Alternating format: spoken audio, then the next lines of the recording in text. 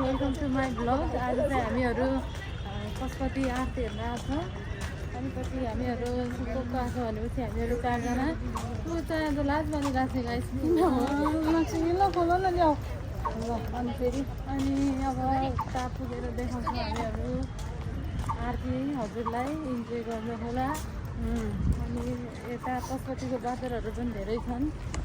एउटा बादरियो अनि एउटा बादरियो हामीहरू आरती हुने ठाउँमा गइरहेछौँ। अब एकछिनमा आरती हुन्छ पछि देखाउँछौँ आरती हेरेर इन्जोय गर्नु होला।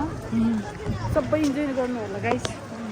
यो चाहिँ पशुपतिको आरती हेर्ने इच्छा छ जसलाई मेरो भ्लगमा आएर हेर्नु होला।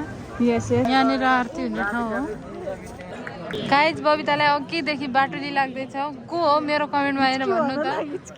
पढ भनेर दिएको छ, सायद उसले आफै लेख्या हो कि चोरेर लेख्या हो। ल म पढेर सुनाउँछु है। प्यास लगी थी गजब की मगर पानी में जहर था। वाह। पीते तो मर जाते और ना पीते तो भी मर जाते। बस यही दो मसले जिंदगी भर ना हल हुई। ना नींद पूरी हुई ना ख्वाब मुकम्मल हुए।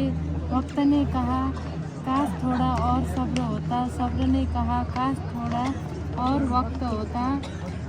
शिकायतें तो बहुत है तुझसे ये जिंदगी। गाइस यो चाहिँ मसँग रिलेटेड छैन है। म योभन्दा बढी पढ्न चाहँदैन। बबिता म तिमीलाई हेन्डओभर गर्न चाहन्छु। तिमी पढ। बबितालाई नेपाल पढ हुँदैन म त जान्नु। गाइस सरी गाइस म योभन्दा धेरै पढ्न सक्दिनँ।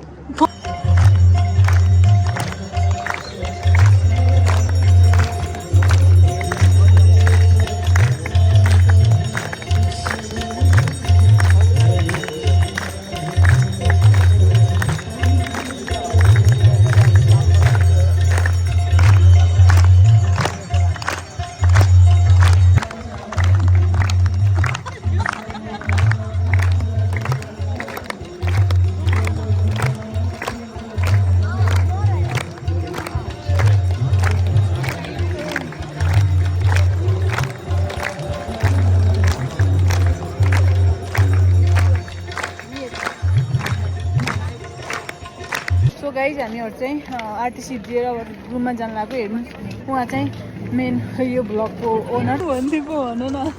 सो गाइस अब चाहिँ हामीहरू घर गइरहेछौँ। हेर्नुहोस् गएर खाना बनाउँछौँ। कस्तो राम्रो बनाएको छ सजाएर। अनि त्यही हो गाइस आजको दिनलाई द इन्ड। So by. अहिलेलाई चाहिँ यति बाई।